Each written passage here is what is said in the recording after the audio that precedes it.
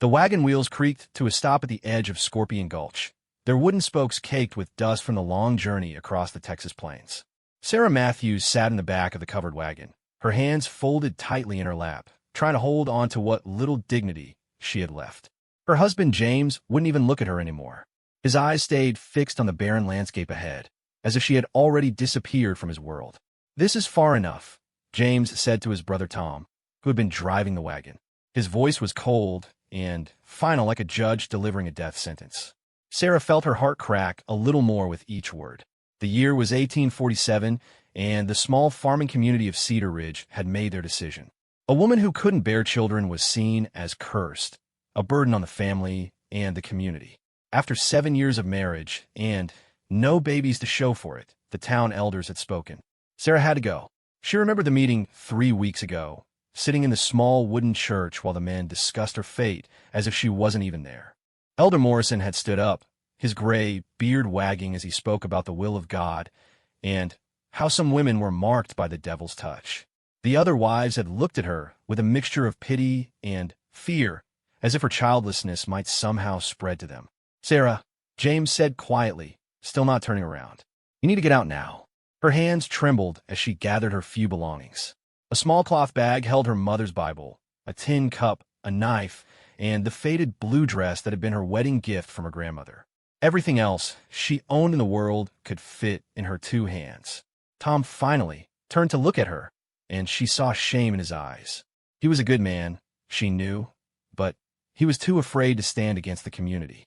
"There's a small cave about half a mile down into the gulch," he said softly. "It might give you shelter." Sarah nodded, not trusting her voice. She climbed down from the wagon, her legs shaky after the long ride. The desert wind immediately hit her face, carrying the smell of sage and dust. In the distance, she could see the rocky walls of Scorpion Gulch stretching out like a scar across the land. "Sarah," James said, and for a moment she hoped he might change his mind. But when she looked up at him, his face was hard as stone. "Don't try to follow us back to town. You're dead to us now." The words hit her like a physical blow. She watched as Tom turned the wagon around, and they headed back towards Cedar Ridge, leaving her alone in the vast emptiness of the Texas frontier. The sound of the wagon wheels faded until all she could hear was the whistle of wind through the rocks. Sarah stood there for a long time, watching the dust cloud from the wagon disappear into the distance. Part of her wanted to run after them, to beg and plead for another chance. But she knew it would be useless.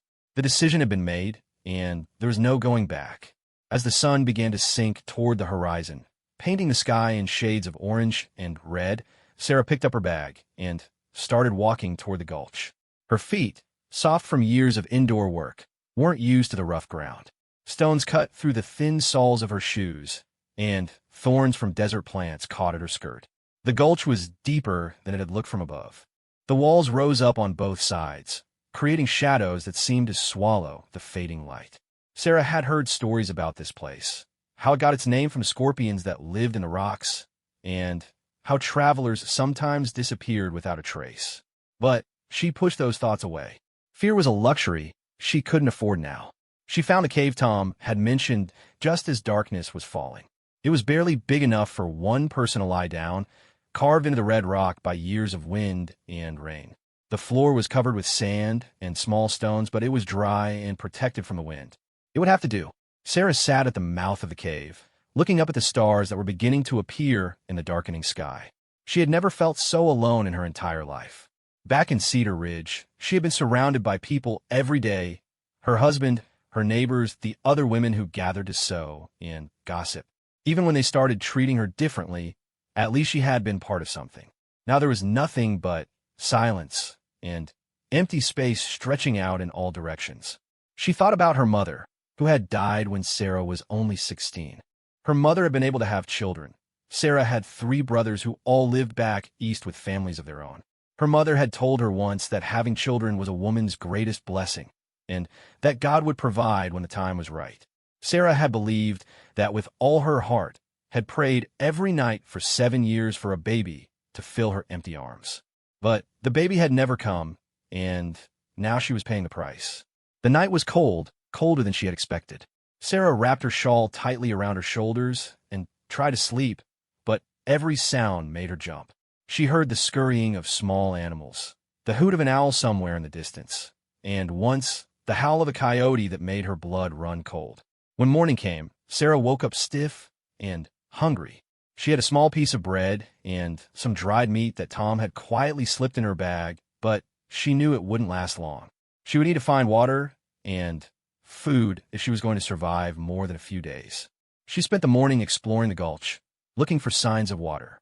The walls were steep and rocky, covered with small desert plants that she didn't recognize. She found a few barrel cacti and remembered hearing that they contained water, but she wasn't sure how to get to it without hurting herself. By midday, the sun was beating down mercilessly. Sarah's mouth was dry as cotton, and her head was starting to pound. She found a patch of shade under an overhanging rock and sat down to rest, trying not to think about how thirsty she was. That's when she saw the footprints. They were small, much smaller than a man's boot, pressed into a patch of sandy ground near some scrub brush. Sarah's heart started beating faster. She knew she was in Comanche territory. Everyone in Cedar Ridge had been warned about the Indians who roamed these lands. The stories she had heard were terrifying. Raids on settlements, people captured, and, never seen again, savage attacks on innocent families. But, as she looked at the footprints more closely, she realized they were from children. The largest print was no bigger than her own foot, and there were smaller ones too, tiny prints that could have belonged to a child of maybe 5 or 6 years old. Sarah felt a strange mix of fear and curiosity. Why would Indian children be out here alone? Were their parents nearby, watching her right now from somewhere in the rocks? She decided to follow the tracks. She told herself it was because she needed to find water and the children might lead her to it. But deep down, she knew it was something else. After years of longing for children of her own, the sight of those small footprints stirred something in her heart that she couldn't ignore. The tracks led deeper into the gulch, winding between rocks and around patches of thorny plants. Sarah tried to step quietly, but her shoes crunched on the gravel and sand. She felt clumsy and obvious, sure that anyone nearby would hear her coming from miles away. After about an hour of following the trail, she heard voices. Soft voices speaking in a language she didn't understand, coming from somewhere up ahead. Sarah's heart pounded as she crept closer, staying low behind a large boulder. She peered around the edge of the rock and saw them. 3 children sat in a circle in a small clearing, playing some kind of game with stones. The oldest looked to be about 10 years old, a girl with long black hair braided with small feathers. There was a boy who might have been 8, and a tiny girl who couldn't have been more than 5. They were dressed in simple clothing made from animal skins, and their dark skin was bronze from the sun. Sarah stared at them, fascinated. These were the first Comanche people she had ever seen up close, and they weren't the fierce warriors from the stories. They were just children, laughing and playing like children everywhere. The little girl suddenly looked up, her dark eyes meeting Sarah's across the clearing. For a moment, neither of them moved. Then, the child pointed and said something in her own language, and the other 2 looked in Sarah's direction. Sarah's first instinct was to run, but something held her in place. The children didn't look afraid or angry. They looked curious, the way all children do when they encounter something new and unexpected. The oldest girl stood up slowly and took a few steps toward the boulder where Sarah was hiding. She said something in Comanche, her voice gentle and questioning. When Sarah didn't respond, the girl tried again, this time holding out her hand in what seemed like a peaceful gesture. Sarah took a deep breath and stepped out from behind a rock. The 3 children watched her carefully, but they didn't run away. The oldest girl pointed to herself and said, "Ayana." Then she pointed to the boy and said, "Dakota," and to the little girl, "Kachina." "Sarah," Sarah said softly, pointing to herself. Her voice came out as barely a whisper, but the children seemed to understand. Ayana smiled and said something to the other 2 children.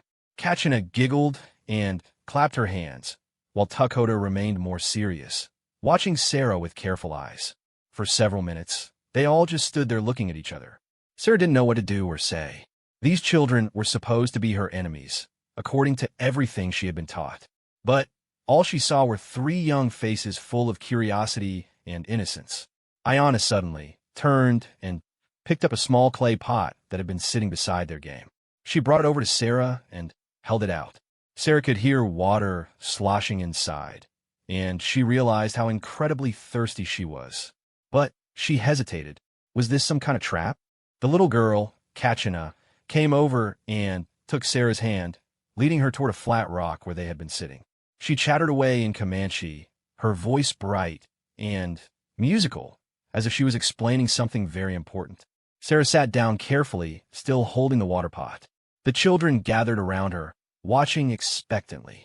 Takoda said something to Ayana, his voice serious. Ayana nodded and spoke back to him, then turned to Sarah with a reassuring smile. Sarah finally lifted the pot to her lips and drank. The water was cool and sweet, the best thing she had tasted in days. She drank deeply, feeling strength flow back in her body with each swallow. When she finished, she handed the pot back to Ayana with a grateful nod. "Thank you," she said, not knowing if they would understand the words, but hoping they would understand the meaning. Kachina suddenly jumped up and ran to a pile of belongings near the edge of the clearing.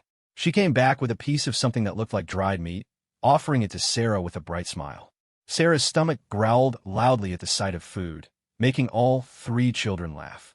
The sound was so pure and joyful that Sarah found herself smiling for the first time in weeks. She accepted the dried meat and ate it slowly, savoring each bite. As the sun began to sink lower in the sky, Ayana stood up and gathered their things. She said something to the other children, and they started packing up their game. Sarah realized they were getting ready to leave, and a wave of loneliness washed over her. Where was she going now? Back to her cold cave to spend another night alone? Ayana seemed to sense her distress. The girl came over and took Sarah's hand, pulling gently as if to say, "Come with us." Sarah looked into the child's dark eyes and saw kindness there, and something else, understanding, as if this young girl somehow knew what it felt like to be lost and alone. Sarah stood up and followed the children as they led her out of the clearing. She didn't know where they were taking her or what would happen when they reached their destination. But for the first time since being cast out of Cedar Ridge, she didn't feel completely alone.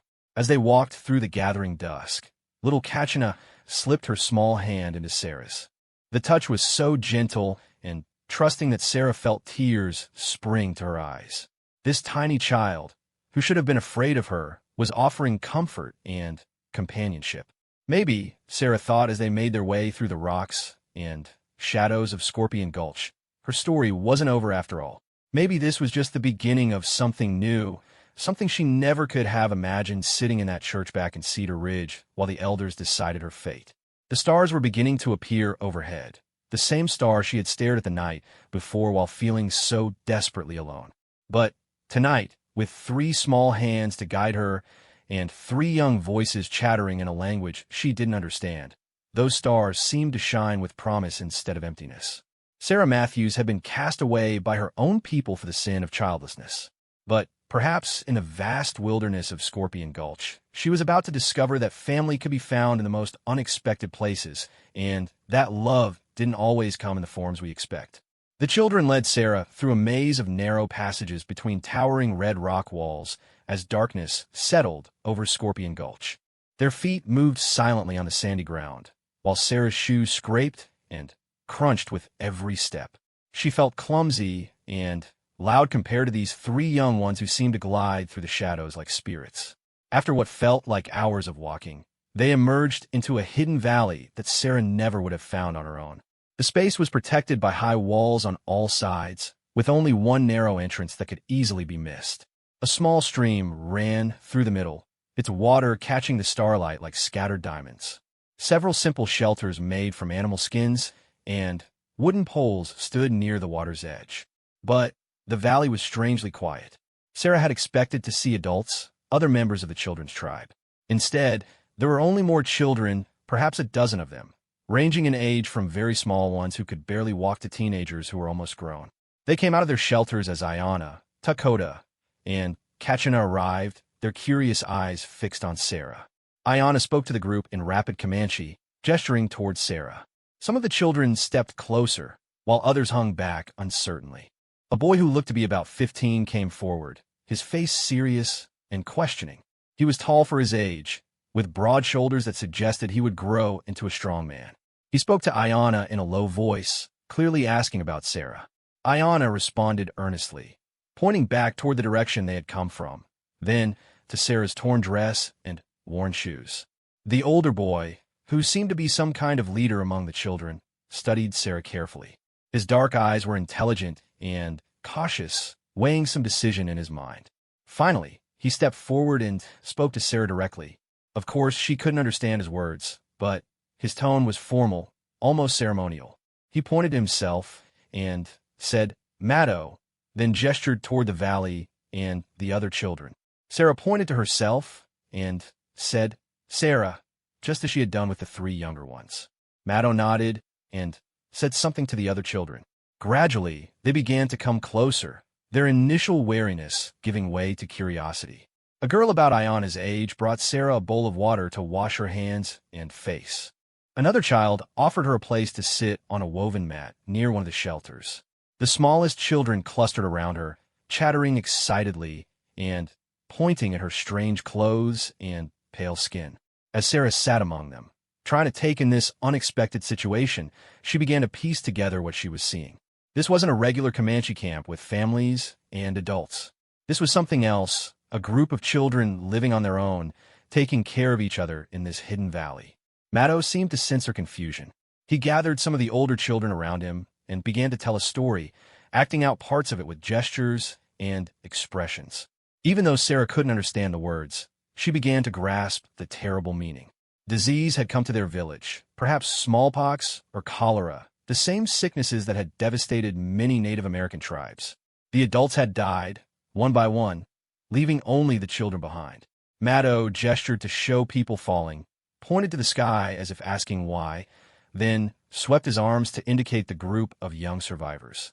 Sarah felt her heart break for these orphan children. She had thought her own situation was tragic, cast out by her community for something beyond her control. But these children had lost everything, their parents, their grandparents, their entire way of life. Yet here they were, working together to survive, taking care of the smallest ones, and creating a family from necessity and love. Little Katchina crawled into Sarah's lap as Maddo continued his story.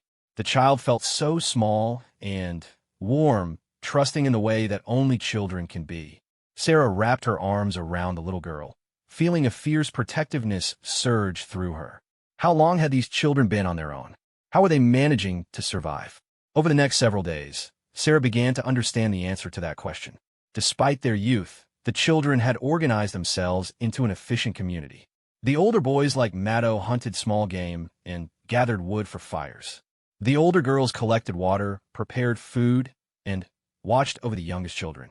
Everyone had a role to play, and everyone contributed what they could. Sarah found herself naturally falling into the role of another caregiver. Her maternal instincts, so long suppressed and unutilized, bloomed like desert flowers after rain. She helped the older girls with cooking, using techniques she had learned from her mother. She comforted the smaller children when they cried for parents who would never return. She used strips torn from her spare dress to bandage a cut on Tuckhoda's hand, and sang soft lullabies to help the babies sleep. The children seemed to accept her presence with the easy adaptability of youth.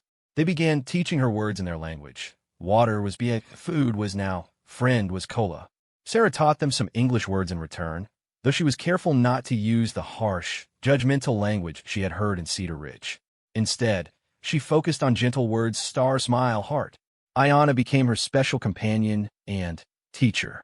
The girl was remarkably intelligent, quick to pick up new ideas, and eager to share her knowledge. She showed Sarah which plants in the valley were safe to eat and which ones could be used for medicine. She taught her how to weave grass into useful baskets and how to prepare animal hides to make them soft and pliable. But it was with little Katchina that Sarah formed the deepest bond. The tiny girl had attached herself to Sarah from that first day, following her everywhere and often falling asleep curled against her side. Katchina had been very young when the sickness took her parents, and she seemed to have been looking for a mother figure among the older children. In Sarah, she found what she needed. Sarah found herself treasuring every moment with the little girl. She loved braiding small wildflowers into Katchina's dark hair, loved the way the child giggled when Sarah tickled her feet, loved the feeling of small arms wrapped trustingly around her neck. For the first time in years, Sarah felt useful, needed, complete. But she also worried constantly. These children were surviving, but barely. Their diet consisted mainly of roots, berries, small fish from the stream, and occasional rabbits or birds that the boys managed to catch. They had no real tools except for a few knives and arrowheads that had belonged to their parents. Their clothes were wearing out, and winter would be coming in a few months. Most concerning of all, the youngest children were showing signs of malnutrition. They were smaller than they should be for their ages, and several had the telltale signs of vitamin deficiency. Loose teeth, pale skin, listlessness. Sarah knew that without better food and proper care, some of them might not survive another harsh winter. She began to think about what she could do to help. Back in Cedar Ridge, she had been considered an expert at preserving food, and she knew techniques for stretching supplies that could help feed the group better. She also knew about medicinal herbs and basic nursing care from helping her mother tend to sick neighbors. But her most valuable contribution might be something else entirely: her knowledge of the white world that was encroaching on Comanche territory. Sarah had heard the men in Cedar Ridge talking about government policies, about the push to move all Indians onto reservations, about the increasing conflicts between settlers and native tribes. If these children were going to survive long-term, they would need to understand the changing world around them. One evening, as she sat by the small fire with Maddo and some of the older children, Sarah tried to explain this concern. Using the simple words she had learned, combined with gestures and drawings in the sand, she attempted to convey the dangers that might be coming.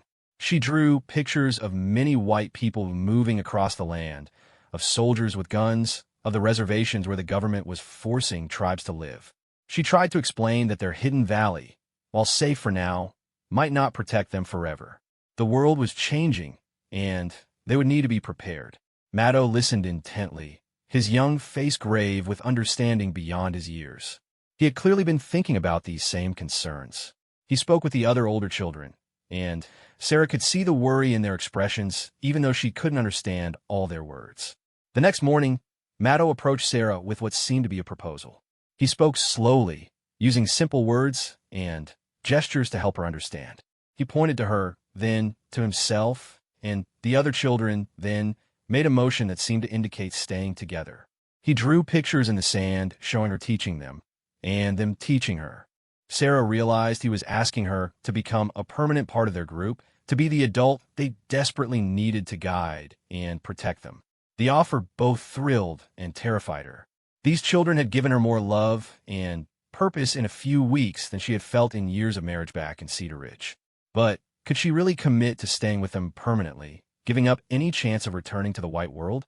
She thought about her old life, the cold disapproval of her neighbors, the way James had looked right through her in those final months, the crushing loneliness of being seen as defective and worthless. Then, she looked around at the children who had welcomed her without judgment, who valued her for what she could give rather than what she lacked. Little Kachina solved the dilemma by climbing into her lap and whispering, "Ina," which Ayana had taught her meant mother in Comanche. The word hit Sarah like a physical blow, so sweet and painful that tears sprang to her eyes. She had been cast out for being childless, branded as cursed and useless. But here were children who needed her, who saw her not as broken, but as a gift. Here was the family she had prayed for, just not in the form she had expected. Sarah pulled Kachina close and looked into the hopeful faces surrounding her. "Yes," she said softly, though she knew they might not understand the English word. "Yes, I'll stay." Maddo smiled, the first truly relaxed smile she had seen from the serious young leader. The other children began talking excitedly, and Sarah heard her name mixed in with their rapid Comanche words. That night, the children held what seemed to be a ceremony to welcome her formally into their group. They painted symbols on her hands and face with clay mixed with plant dyes, and Ayana wove feathers and small stones into her hair. Maddo spoke words that sounded formal and important, while the youngest children danced around the fire. Sarah didn't understand the ritual, but she felt its significance in her bones. She was no longer just a refugee seeking shelter. She was becoming part of something larger than herself, accepting responsibility for these young lives and offering her own strength in return. As the ceremony ended and the children settled down for sleep, Sarah sat by the dying fire holding Kachina and watching the stars. She thought about how just a few weeks ago, she had stared at these same stars from her lonely cave, feeling utterly abandoned by God and the world. Now she was surrounded by sleeping children who trusted her to keep them safe. Tomorrow she would help Ayana gather healing plants for one of the sick babies. The day after that, she would work with Maddo to plan how they could better preserve food for the winter months. Next week, she would continue teaching the older children English words that might help them navigate the changing world. She had been cast away for her inability to bear children of her own. But perhaps that casting away had been necessary to bring her to the children who truly needed her. Not babies to be born, but young lives to be saved and nurtured and protected. Sarah looked down at Katchina's peaceful sleeping face and felt her heart fill with a fierce, protective love unlike anything she had ever experienced. These children might not share her blood, but they were hers now in every way that mattered. And she would do everything in her power to keep them safe, to help them grow, and to give them the love they deserved. The stars continued their ancient dance overhead, witnesses to one woman's transformation from outcast to mother, from broken to whole, from alone to beloved. Summer gradually gave way to autumn in Scorpion Gulch, and Sarah threw herself into preparing for winter with the determination of a mother protecting her young. She had become the steady heart of the children's community, the one they turned to when someone was sick, when food ran low, or when the older boys disagreed about hunting territories. The transformation in her was remarkable. The pale, defeated woman who had been abandoned in the desert was gone, replaced by someone bronzed by sun and wind, her body strong from constant work, her hands confident as they tended wounds or prepared meals. Her hair, which had once been pinned up in the proper style of a Cedar Ridge wife, now hung in a long braid down her back, decorated with the small treasures the children brought her. Unusual stones, pretty feathers, wildflowers that caught their eye. But it was the change in her spirit that was most dramatic. The crushing sadness that had weighed on her for years had lifted, replaced by purpose and joy. She woke each morning to Katchina's sleepy smile and fell asleep each night counting her blessings instead of her failures. The children had taught her their names for the changing seasons, and she learned that autumn was called the time of gathering in their language. It was an apt description, for every day brought new efforts to collect and preserve everything they would need to survive the cold months ahead. Sarah worked with the older girls to dry strips of meat from the rabbits and prairie dogs the boys caught. She showed them how to dig storage pits lined with stones, where they could keep roots and dried berries safe from animals and weather. Using knowledge she had gained from years of frontier living, she taught them to make pemmican, a mixture of dried meat, fat, and berries that could sustain them through the hungriest days of winter. But food was not their only concern. The children's clothing was in terrible condition, patched and repatched until little remained of the original garments. Sarah used her sewing skills to teach the older girls how to make new clothes from rabbit and deer hides. They worked by the fire in the evenings, softening the leather with patient rubbing and careful treatment with plant oils. Young Ayana proved to be remarkably skilled at this work. Her small fingers were nimble and precise, and she had an artist's eye for decoration. Under Sarah's guidance, she learned to create beautiful patterns using dyed quills and small beads made from seeds and stones. Soon she was making clothes that were not just functional, but lovely garments that restored some pride and dignity to children who had been living in rags. Maddo, meanwhile, was growing into his role as leader of their unconventional family. At 16, he was nearly a man, and the responsibility for so many young lives weighed heavily on his shoulders. Sarah could see the strain in his face, sometimes the worry that he tried to hide from the younger children. She began working closely with him to plan their survival strategies. Together, they identified the weaknesses in their situation and brainstormed solutions. The valley provided some protection from the weather, but their shelters were crude and would not be adequate for a harsh winter. They needed better tools for hunting and food preparation. Most critically, they needed some kind of backup plan in case their hideaway was discovered. Sarah's knowledge of the white world became increasingly valuable as they made these plans. She knew that the area around Scorpion Gulch was being surveyed for a new railroad line, which meant more white settlers and soldiers would be coming through. She knew about the government's policy of forcing Indians onto reservations, and she understood that these children, despite their orphan status, would still be considered hostiles by many white authorities. "We need to think about the future," she told Maddo one evening as they sat together planning their winter preparations. She had learned enough Comanche by now to communicate complex ideas, supplemented with gestures and drawings when words failed. She drew a map in the sand, showing him the approximate location of the nearest reservation, the route of the proposed railroad, and the growing settlements to the east and south. "The white world is getting bigger," she explained. "It will find us eventually." Mato nodded grimly. He had come to the same conclusion, but hearing it from Sarah, who understood both worlds, made it more real and urgent. "What should we do?" he asked. Sarah had been thinking about this question for weeks. The obvious answer was that the children should be taken to the reservation, where they would at least have guaranteed food and shelter.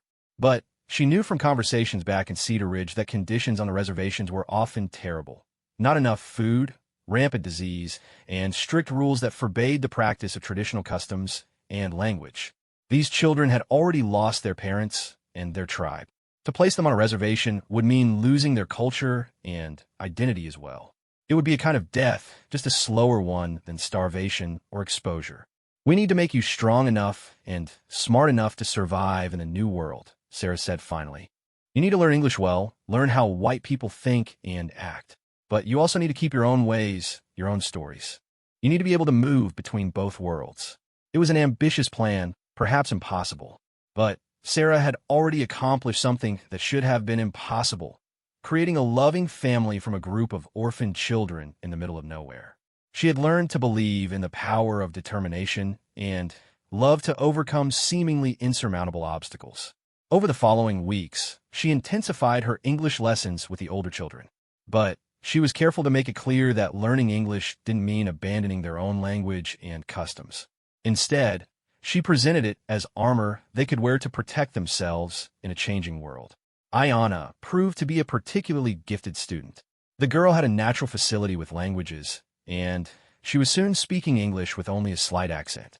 More importantly, she grasped the cultural concepts Sarah was trying to teach: how white people viewed property ownership, how their legal system worked, what kinds of behavior would mark someone as savage versus civilized. "You are very smart," Sarah told her one day as they worked together to repair one of the winter shelters. "You understand things quickly and remember everything. That's a gift that will help protect all of you." Ayana smiled, but there was sadness in her expression too. "I remember my grandmother's stories too," she said quietly. "The old stories about Coyote and the other spirits about how the world was made. Sometimes I worry I will forget them if I learn too much about the white world." Sarah put down her work and took the girl's hands. "Listen to me carefully," she said. "Your grandmother's stories are just as important as anything I can teach you about white people's ways. Maybe more important. Those stories are part of who you are, and nobody can take that away from you unless you let them." She paused, thinking about her own experience of being rejected by her community. The white world is good at making people feel like they have to choose, be like us completely or be our enemy. But that's not true.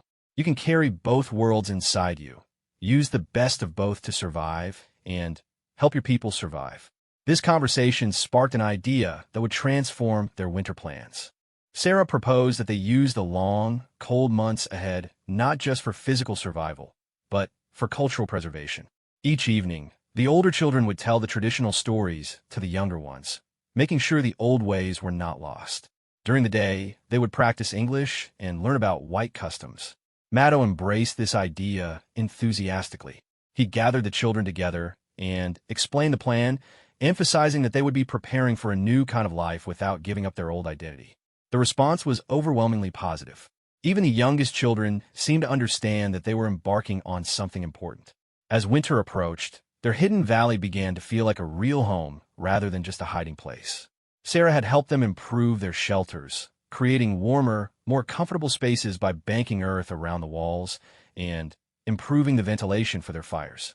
They had accumulated a substantial store of preserved food and had crafted warmer clothing and blankets. But the most important change was less tangible. The children had developed a stronger sense of unity and purpose. They were no longer just a group of orphans trying to survive day by day. They were a family preparing for a future, however uncertain it might be. Sarah felt this change most acutely during their evening gatherings around the fire. As autumn nights grew longer and colder, the children would cluster together for warmth and storytelling. The older ones would take turns sharing traditional tales, while Sarah would add stories from her own childhood or teach them songs her mother had sung.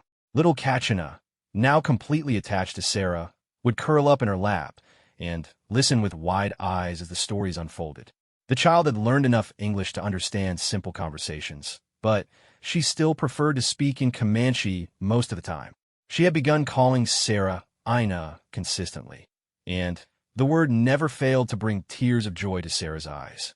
One particularly cold evening in late October, as they sat around their fire telling stories, Sarah found herself sharing something she had never spoken about before.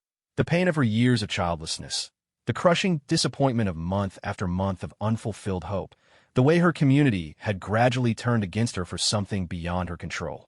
She wasn't sure why she chose to tell this story. Perhaps it was because she wanted the children to understand that everyone carries hidden pain, that even adults struggle with feelings of rejection and worthlessness. Or perhaps it was simply because she finally felt safe enough to be completely vulnerable. The children listened with the deep attention they gave to all stories, but she could see special understanding in some of their faces. These children knew what it felt like to be abandoned, to be seen as a burden rather than a blessing. They understood the ache of longing for something that seemed impossible to obtain.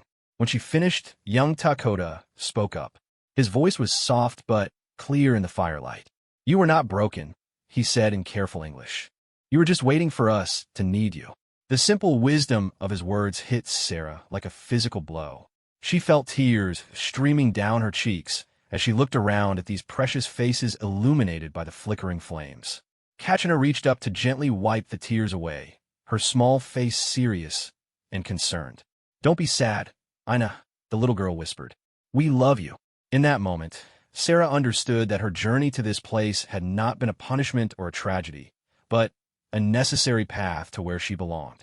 She had needed to lose everything she thought she wanted in order to find what she truly needed, not children of her body, but children of her heart, young lives that needed her unique combination of skills and love. The first snow began to fall that night, dusting their valley with a gentle white blanket.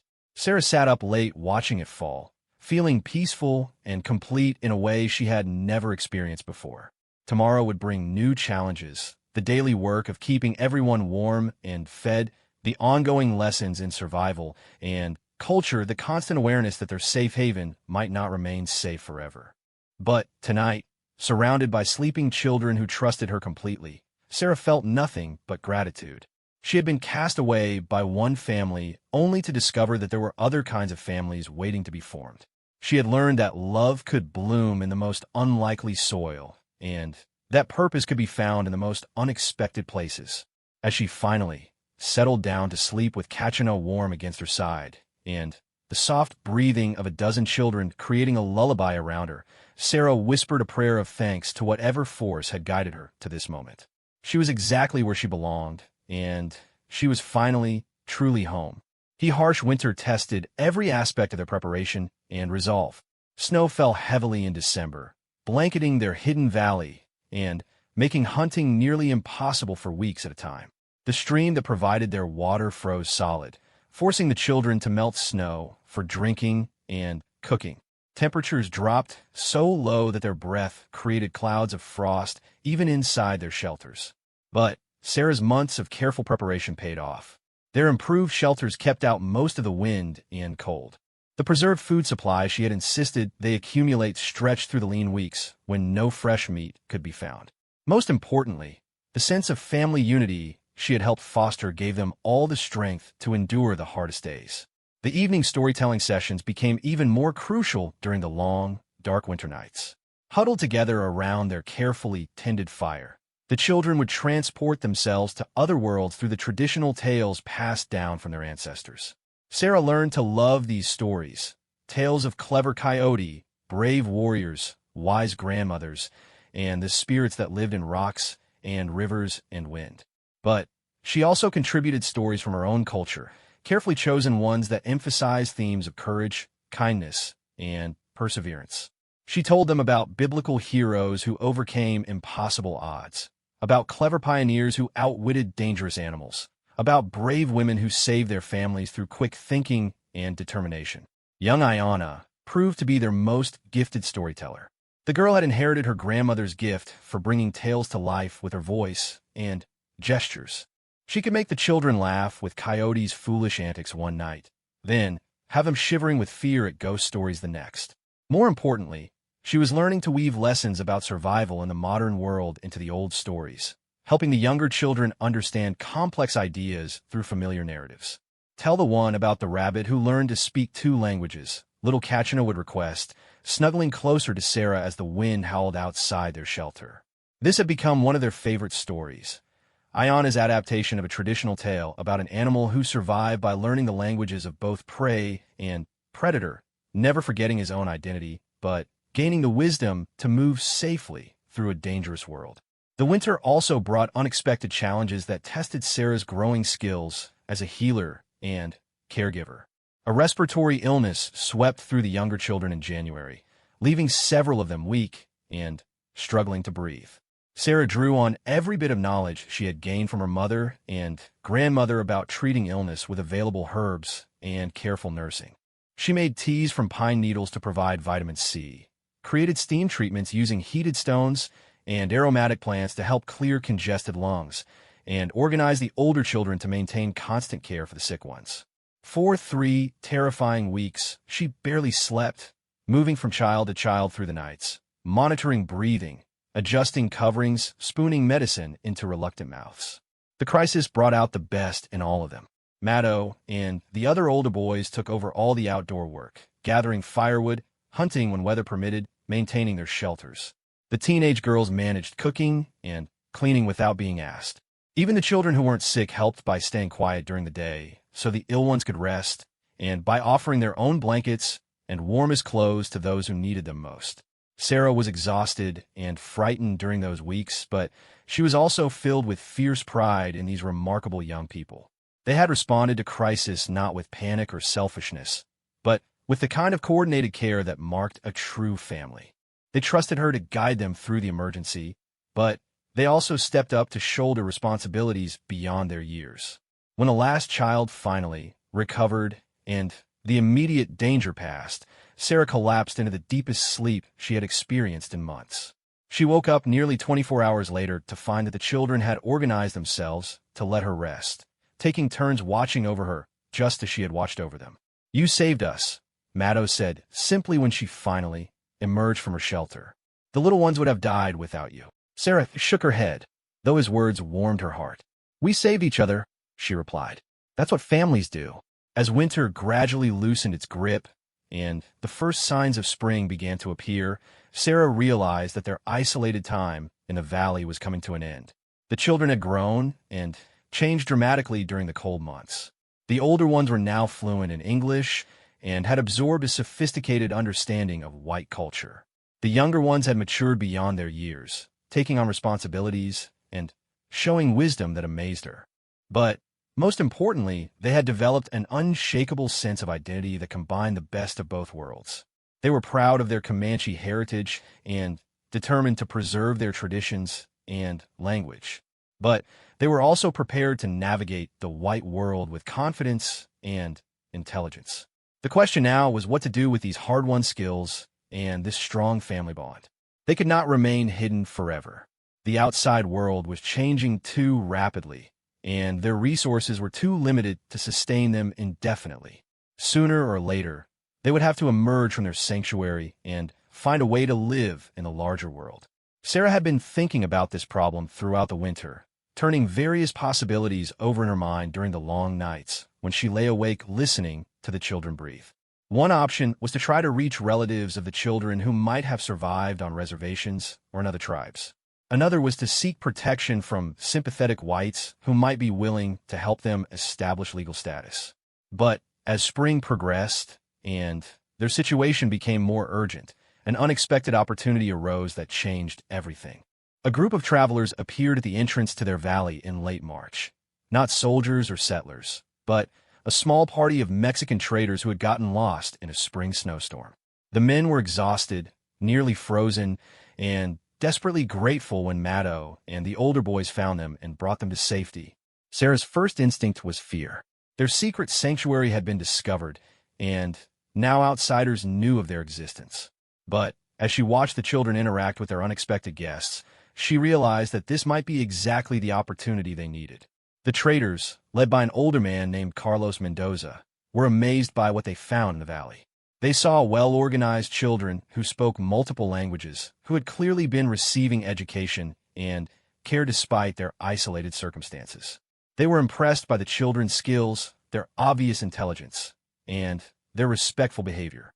Most importantly, Sarah realized that these men came from a world that was more flexible about mixed cultures and ethnic identities than the rigid society she had known in Cedar Ridge.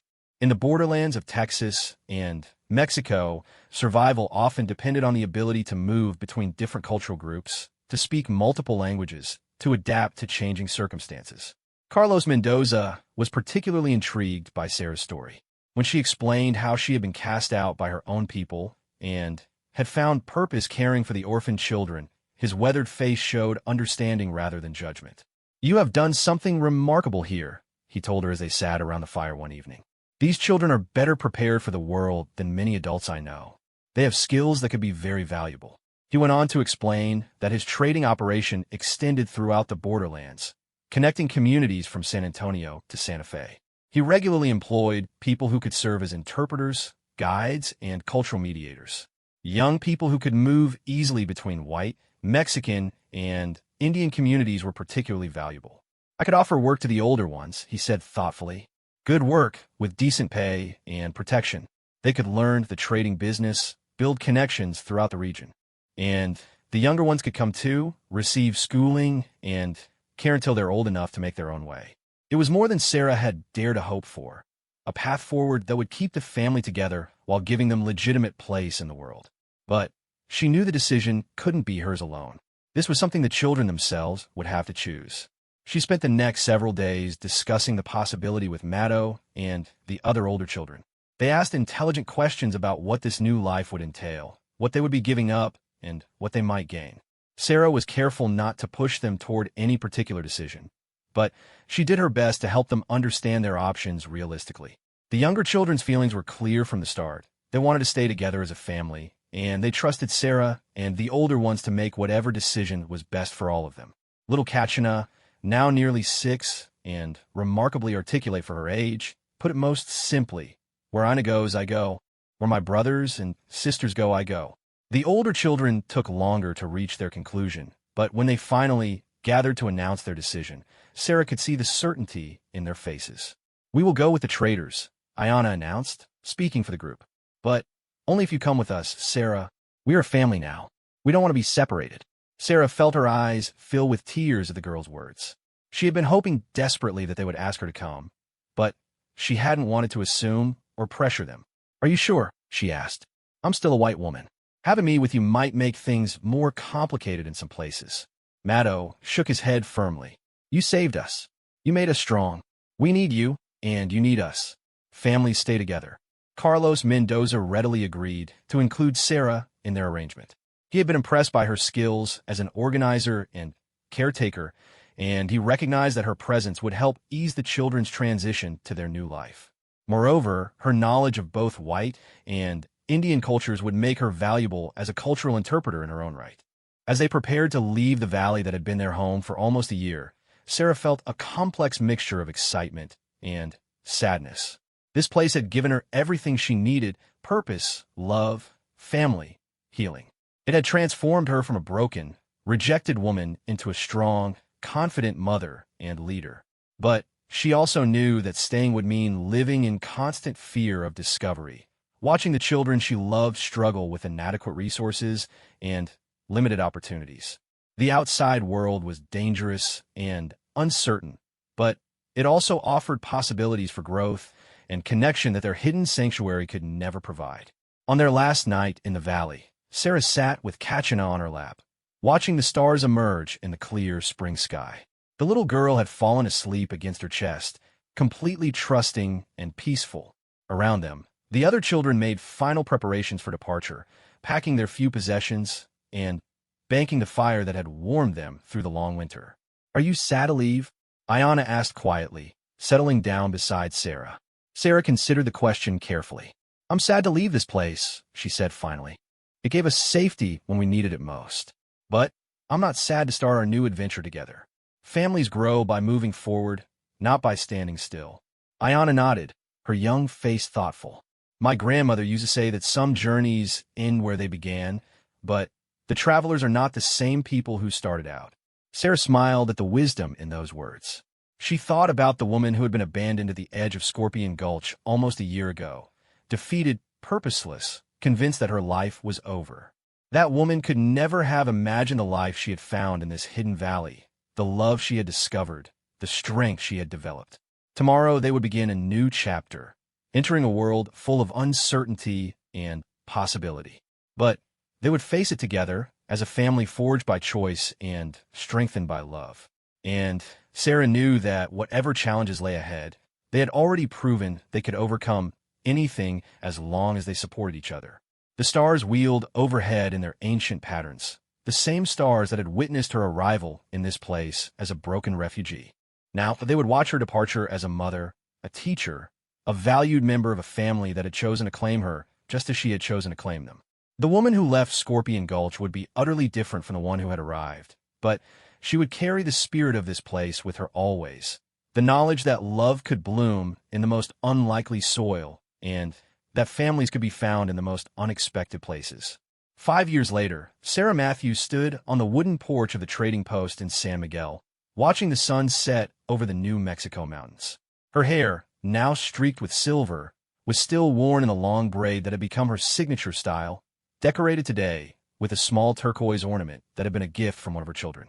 Her skin was deeply bronzed from years of outdoor work, and her hands bore the calluses of someone who had never stopped working with them.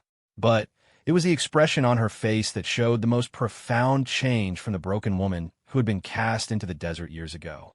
There was peace in her features, confidence in her bearing, and a deep contentment that came from a life lived with purpose and surrounded by love. The trading post had become far more than just a business venture. Under Carlos Mendoza's guidance, and with Sarah's organizational skills, it had evolved into a kind of sanctuary for people caught between worlds, mixed-blood families who didn't fit neatly into any single community, refugees from various conflicts, young people seeking education, and opportunity regardless of their ethnic background. Sarah had found her calling as the post's unofficial coordinator of what they called special cases, people who needed more than just goods to trade, but assistance navigating the complex cultural and legal landscape of the borderlands. Her unique combination of experiences and languages made her invaluable in this role, and her reputation for fairness and competence had spread throughout the region. The children who had once been orphaned refugees were now young adults making their own marks on the world. Matto, now 21, had become Carlos's most trusted business partner. His natural leadership abilities and deep understanding of multiple cultures made him gifted at negotiating deals between very different communities. He had recently married a young woman from a Mexican family in Santa Fe, and they were expecting their first child. Ayana, at 15, had developed into a remarkable young woman whose talents seemed limitless. She spoke 4 languages fluently and could read and write in 3 of them. Her artistic skills had evolved far beyond simple decoration. She now created intricate beadwork and textiles that were sought after by wealthy customers throughout the territory. But perhaps most importantly, she had become the keeper of their family's oral traditions, memorizing and preserving the stories and songs that connected them to their heritage. Young Takota had discovered a gift for working with horses that bordered on the magical. He could gentle the wildest Mustang and had an intuitive understanding of what each animal needed. At 13, he was already earning a reputation as one of the finest horse trainers in the region, and Carlos had begun taking him to horse fairs throughout Texas and New Mexico. But it was little Kachina, now nearly 11, who remained closest to Sarah's heart. The child had never lost her sweet nature or her deep attachment to the woman she still called Ina. She was growing into a beauty, with her grandmother's delicate features and her mother's grace.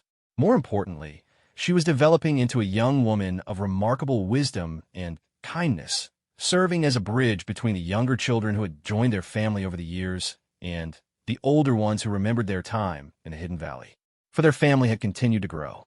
Word had spread through subtle networks about the trading post that welcomed people without traditional families, and over the years they had taken in other orphan children, young adults fleeing impossible situations, even elderly people who needed care and had nowhere else to go.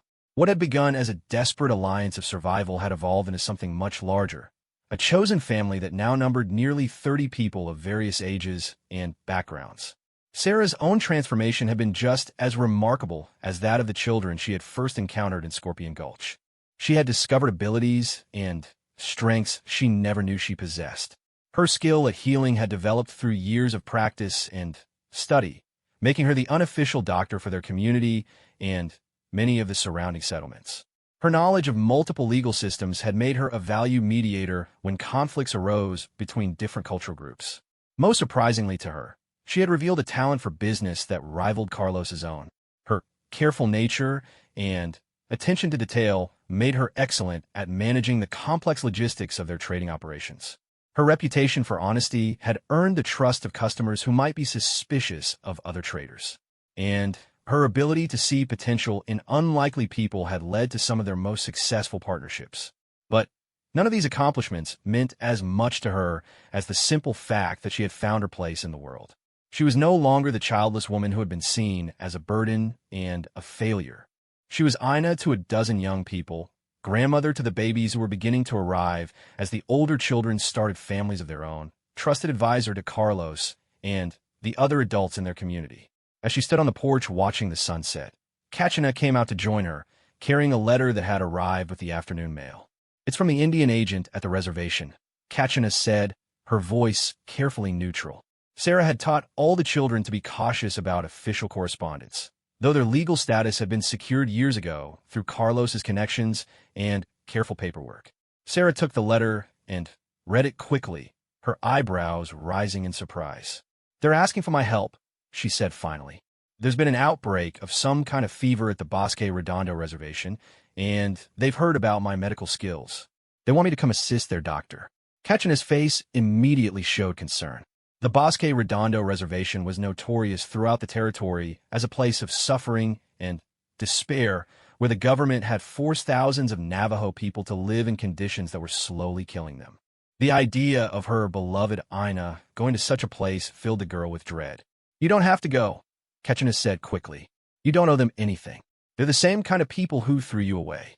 Sarah smiled and put her arm around the girl's shoulders. "You're right that I don't owe them anything," she said gently. "But I might owe something to the sick people who need help. And besides, what kind of example would I set for you children if I turned away from suffering just because I didn't like the people in charge?" That evening, Sarah called together all the members of their extended family for one of their regular council meetings. These gatherings had become an important tradition, a way of making sure everyone had a voice in decisions that affected the community. Tonight, she wanted to discuss the request from Bosque Redondo and get the family's thoughts on whether she should go. The conversation that followed showed just how much all of them had grown in wisdom and understanding over the years. Maddow spoke about the strategic implications of helping the government deal with the crisis, how it might improve their standing with officials and provide protection for their own community. Ayana talked about their moral obligation to help suffering people, regardless of politics. Some of the younger children expressed worry about Sarah's safety, while others argued that her skills were too valuable to keep to themselves. Finally, old Carlos, now nearly 70 and increasingly relying on the younger generation to carry on the business, spoke up. "Sarah," he said in his careful English, "I have watched you for 5 years now. You have never made a decision based on fear or selfishness. Whatever you choose to do, we will support you. But I think you already know what you need to do." Sarah nodded slowly. Carlos was right. Deep in her heart, she had already made the decision. She couldn't turn away from people who needed her help, even if those people were in the custody of a government that had shown little kindness to Native Americans. "I'll go," she said quietly, "but not alone. Ayana, you've learned enough about medicine to assist me, and your language skills might be helpful with the Navajo patients. And Kachina, I'd like you to come too. It's time you saw more of the world, including the parts that aren't as comfortable as our home here." The next week, Sarah set out for Bosque Redondo with her 2 daughters and a wagon full of medical supplies. The journey took them through some of the most beautiful country in the territory, but also some of the harshest. Sarah used the travel time to prepare the girls for what they would encounter, explaining the history of the reservation and the conditions they would likely find. Nothing, however, could have fully prepared them for the reality of Bosque Redondo. The reservation was a wasteland, a flat, treeless plain where thousands of Navajo people were struggling to survive on inadequate food and contaminated water. The government doctor, a harried young man named Peterson, greeted Sarah's arrival with profound relief. "I've heard about your work in the borderlands," he told her as he showed them to the makeshift hospital. "These people trust traditional healers more than they trust white medicine, but they won't listen to me anymore. Maybe they'll listen to you." Sarah spent the next 3 months at Bosque Redondo, working 18-hour days to combat a typhoid outbreak that was killing dozens of people each week. She drew on every bit of knowledge she had accumulated over the years, combining traditional herbal remedies with modern medical techniques. More importantly, she worked to bridge the gap between the Navajo patients and the white medical staff, serving as translator and cultural mediator. Ayanna proved invaluable in this work. Her gift for languages allowed her to quickly pick up basic Navajo, and gentle manner helped put frightened patients at ease. Kachina, meanwhile, found her calling working with the children on the reservation, organizing activities and lessons that helped distract them from their harsh circumstances. The work was heartbreaking and exhausting, but it was also deeply fulfilling. Sarah watched diseases that could have killed hundreds of people gradually come under control through the combination of medical treatment and improved sanitation. She saw hope return to families who had been given up for dead. Most importantly, she helped establish protocols for communication and cooperation between the Navajo medicine men and the white doctors that would continue long after she left. When the crisis finally passed and it was time to return home, Sarah found herself changed once again by the experience. She had seen suffering on a scale that dwarfed anything in her own past, but she had also seen the incredible resilience of people determined to preserve their culture and protect their families under impossible circumstances. The reservation experience had also given her a new perspective on her own journey. She realized that her early suffering, the years of childlessness, the rejection by her community, even the terrifying abandonment in Scorpion Gulch, had all served to prepare her for the work she was meant to do. Without those experiences, she never would have developed the empathy, the skills, and the determination that had allowed her to help so many others. On the journey home, as their wagon rolled through the familiar landscape of New Mexico, Kachina asked a question that had clearly been troubling her. "Ina," she said softly, "do you ever wish things had happened differently? Do you wish you had been able to have babies with your first husband, so you never would have been sent away?" Sarah considered the question for a long moment, watching the mountains rise ahead of them where home and family waited. "You know what?" she said finally. "I used to ask myself that question every day, but not anymore. If things had happened differently, I never would have found you children. I never would have become the person I was meant to be. I never would have learned that there are many different ways to build a family and many different kinds of love." She reached over and took Kachina's hand. The woman who was thrown away in Scorpion Gulch was broken and lost, but she needed to be broken before she could be remade into something stronger. "I wouldn't change anything now, because changing anything would mean losing all of you." As their wagon crested the final hill before San Miguel, Sarah could see the trading post spread out below them, with smoke rising from the chimneys and people moving about their daily tasks. Matto was in the corral working with a young horse, his pregnant wife Maria watching from the fence. Some of the younger children were playing in the yard while the older ones worked on various tasks. Carlos sat on the porch in his favorite chair, no doubt waiting to hear about their journey. It was a scene of busy, purposeful family life. Not the family Sarah had once dreamed of, but the family she had been meant to find. These were her children, not by blood but by choice and love and years of shared struggle and joy.